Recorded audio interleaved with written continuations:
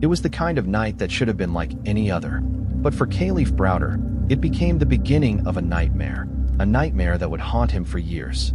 He was just 16 years old, walking home from a party in his Bronx neighborhood, unaware that his life was about to spiral into a tragedy of unimaginable proportions.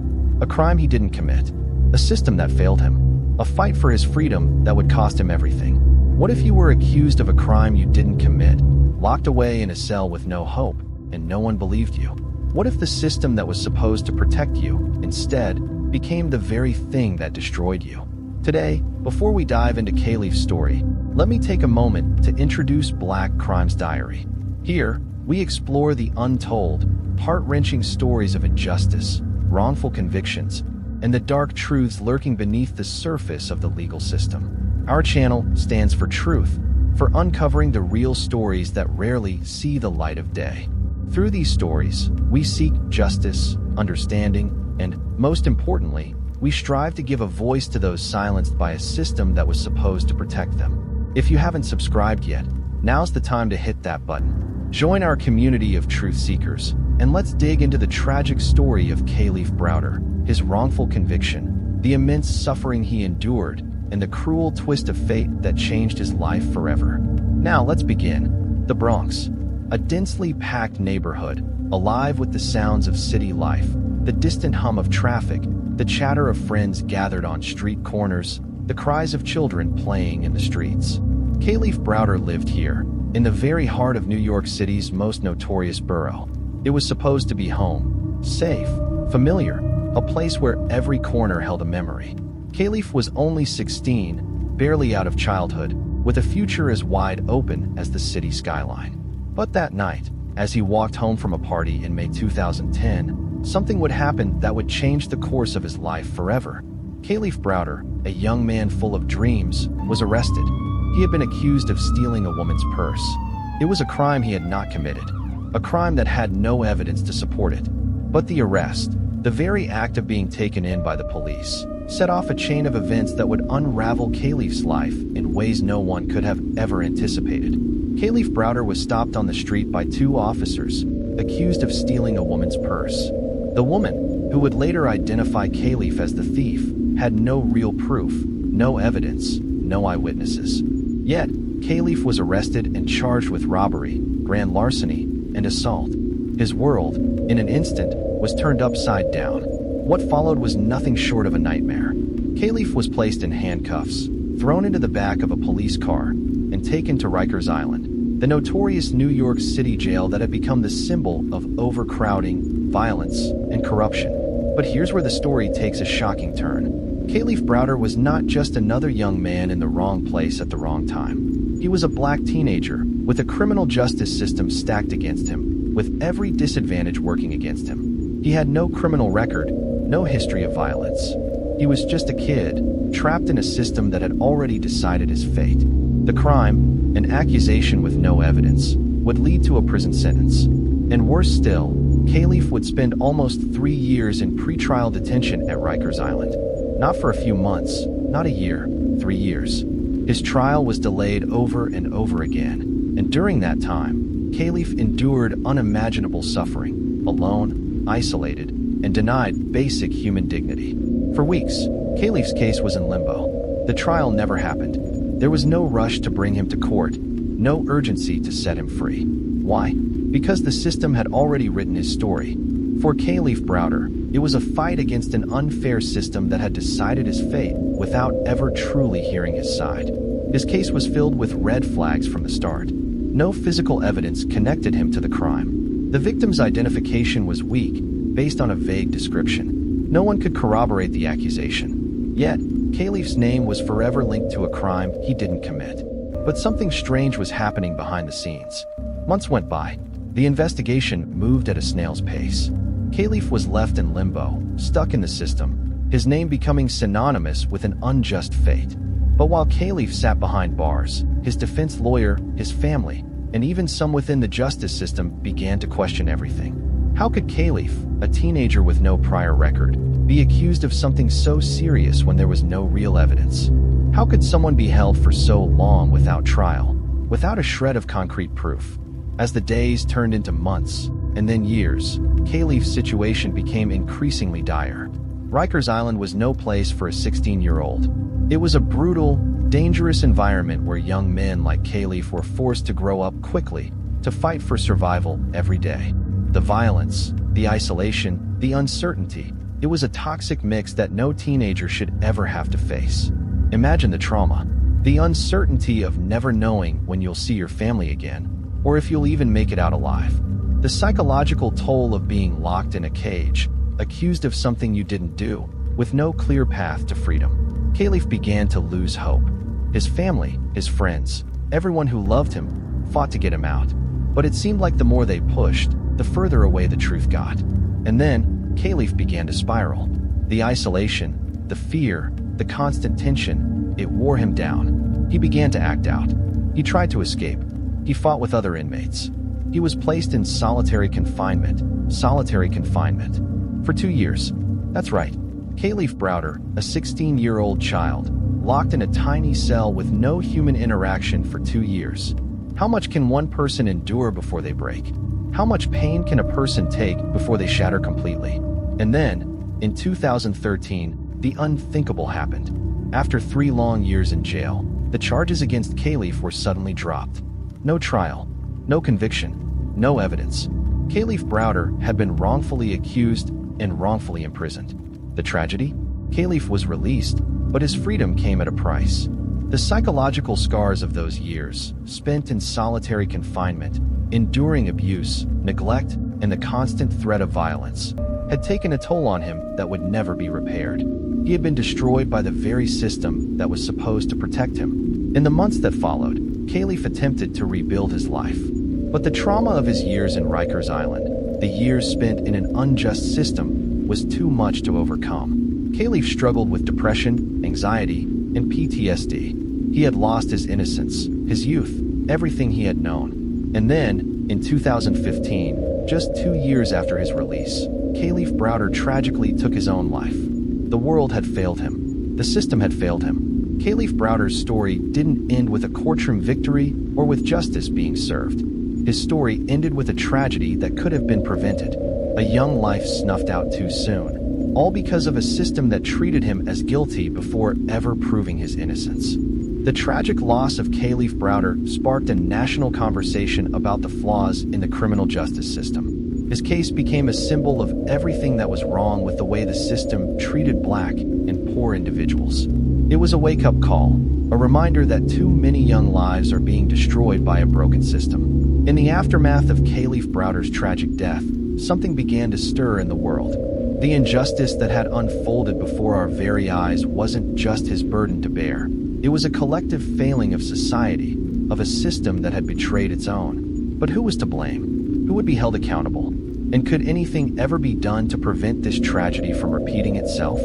Kalief Browder's case was just one story, but it was the spark that ignited a movement. The echoes of his suffering rang out across the nation, forcing people to confront the truth about what was happening behind the prison walls and what happens to those who are swallowed whole by a broken system. Kalief Browder's death in 2015 was a heartbreak that rippled out far beyond his family, his friends, and his community. It didn't take long for the public to realize just how deeply the system had failed him. His story, which had been the painful tale of a teenager crushed by the weight of injustice, suddenly became a symbol of the need for reform in the criminal justice system. It was around the same time that Kalief's mother, Vanita Browder, became an outspoken advocate for prison reform. She carried Kalief's name in the fight for justice, demanding accountability from the system that had stolen her son's future. Her grief was palpable, but so was her strength. She refused to let Kalief's death be in vain. She began to use her voice to call out the injustice, pushing for changes that would protect young black men and prevent the same fate from befalling others. In the media, Kalief's name began to spread, first in whispers, then in loud protests, and then through the viral reach of social media. Hashtags like #JusticeForKalief Browder trended for months, and his case became a flashpoint for reform movements everywhere. Kalief's case revealed just how broken the system truly was. Rikers Island, where Kalief had spent most of his time, became the focal point of many debates on the horrors of mass incarceration. The jails were overcrowded, understaffed, and plagued with violence. And yet, Kalief had spent 3 years there, most of it in solitary confinement, for a crime he had never committed. One of the most disturbing aspects of his case was how quickly it spiraled into an overwhelming force of injustice. No one cared to listen when Kalief's family tried to assert his innocence. His case was delayed and postponed, and time ticked on as he sat in a cell without a trial, without a conviction, without a chance at freedom. He had been presumed guilty from the moment he was arrested, and it seemed the system was determined to prove him so, whether he was innocent or not.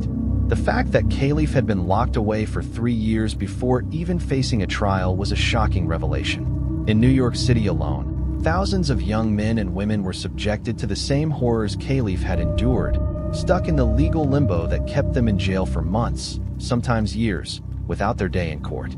But the bigger truth was even darker.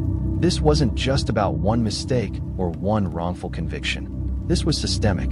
The criminal justice system, particularly in the context of Black and brown communities, was designed to fail. Kalief's case was just the tip of the iceberg. As the details of Kalief's suffering emerged, the push for justice grew louder. Advocates for prison reform, civil rights groups, and even politicians who had once turned a blind eye to the issue of mass incarceration now found themselves confronting the undeniable truth that Kalief's case wasn't isolated. It was emblematic of a much larger crisis. Kalief's case became a rallying cry for those who sought to dismantle the system that allowed young Black men to be incarcerated for minor offenses, often without any real evidence or trial. And it wasn't just activists who spoke out. Celebrities, lawmakers, and even judges began to voice their concerns about the state of the American prison system and its treatment of Black and poor individuals. But one of the most striking moments of this campaign came when President Barack Obama acknowledged Kalief's story. In 2016, Obama, the first Black president of the United States, called for changes to the criminal justice system and referred to Kalief Browder as one of the many victims of an unjust system. It was a major moment, validating the voices of those who had been fighting for change. Despite the outcry, however, the questions remained. Would Kalief's case lead to real reform? Or would it, like so many before him, fade into the shadows as the system continued to operate without significant change? In the wake of Kalief's death, his story continued to resonate deeply in his Bronx neighborhood. The pain of his family and friends was something that no amount of policy change could erase. Kalief had become a symbol of both hope and sorrow, a reminder of what could have been and the cost of justice delayed. As much as Kalief's death had sparked a national conversation, it also ignited an even more powerful dialogue within the Black community. It called attention to the stark realities of racial bias in the criminal justice system. Kalief's story was just one of many, and the constant threat of incarceration that loomed over Black youth was a reality that many in his neighborhood knew all too well. Through this grief, however, a sense of unity began to grow. Grassroots movements took shape, with people in Kalief's community organizing to demand more from the legal system. They held protests, town hall meetings, and marches, all while keeping Kalief's name alive. His legacy became one of resilience, a call to arms against a system that refused to acknowledge its own failings. Kalief's family didn't rest after his passing. They fought, relentlessly, for accountability. In 2016, they filed a lawsuit against New York City, accusing the city of violating Kalief's constitutional rights. The suit highlighted the horrific conditions at Rikers Island, including Kalief's 2 years in solitary confinement and the many ways the system had failed him. The lawsuit brought attention not only to Kalief's case, but to the larger issues of solitary confinement, prison abuse, and the detention of minors. Despite the odds stacked against them, Kalief's family remained steadfast, determined to honor his memory and ensure that no other family would have to endure what they had. But as the legal battle raged on, one question still loomed. Would anyone truly be held accountable for the suffering Kalief endured? Would the system that had betrayed him ever truly face justice? Kalief Browder didn't ask to be a martyr. He didn't set out to become the face of a national movement. He was a boy, quiet, curious, full of dreams, who wanted nothing more than to go to school, stay close to his family, and live a life without fear. But the system had other plans. His story, His pain, his isolation, his unrelenting fight to hold on to his truth has forced America to look in the mirror. And what it reflected back was brutal. A system built not to protect young black lives, but to punish them, to trap them, to break them. After Kalief's story gained national attention, the horrifying conditions at Rikers Island became impossible to ignore. The facility, infamous for violence, neglect, and abuse, was no longer just a whispered nightmare. It was now the center of a public reckoning. Reports were released, investigations were launched, and in a stunning shift, then Mayor Bill de Blasio announced a bold plan. Rikers Island would be shut down. The prison that had stolen Kalief Browder's life would one day cease to exist. It was a victory, but a bittersweet one, because the boy who'd sparked this change would never see it. The boy whose name galvanized a generation would never again walk free beneath the open sky. Kalief's mother, Vanita Browder, remained the most powerful voice in her son's legacy. She gave interviews, stood before city halls, and demanded justice not just for her child, but for every other child failed by the system. But grief is a heavy burden. Just 16 months after Kalief's death, Vanita passed away from complications related to a heart attack. Her family believed, without a doubt, that she died of a broken heart. She had lost her son, then she lost her fight to survive without him. But what she left behind was unforgettable. The fierce, unshakable message that black lives deserve justice. Black youth deserve protection, and no child should ever be treated like Kalief was. Today, Kalief Browder's name is more than a headline. It's a warning, a rally cry, a symbol of what happens when silence reigns and injustice hides behind policy and bureaucracy. In schools, students study his case. In courtrooms, his name is invoked when judges question prolonged detention. In state houses, his story is cited during criminal justice reform hearings. Jay-Z, moved by Kalief's story, executive produced a 6-part docuseries titled Time, the Kalief Browder story, bringing Kalief's voice to millions around the world. Laws are being rewritten, but change is slow, and fragile, and unfinished. Because while Kalief's story is over, the stories of other black boys and girls, right now, in neighborhoods across America, are just beginning. Kalief was innocent. He said it from the beginning. He held that truth through fists, through isolation, through hopelessness. When offered a plea deal, take the blame and walk free, he refused. He chose his dignity over freedom. That decision cost him everything, but it also revealed something powerful. Kalief Browder showed the world what true resistance looks like, what it means to say, "I didn't do it," and to stand by that, even when no one stands with you. At Black Crimes Diary, we don't just tell stories. We resurrect voices. We shine a light into the corners the world tries to ignore. We tell the truth, even when it hurts, because justice only exists when the truth is known. Kalief Browder's story reminds us why this mission matters. If this story moved you, if you felt anger, heartbreak, disbelief, if you believe no child should be treated the way Kalief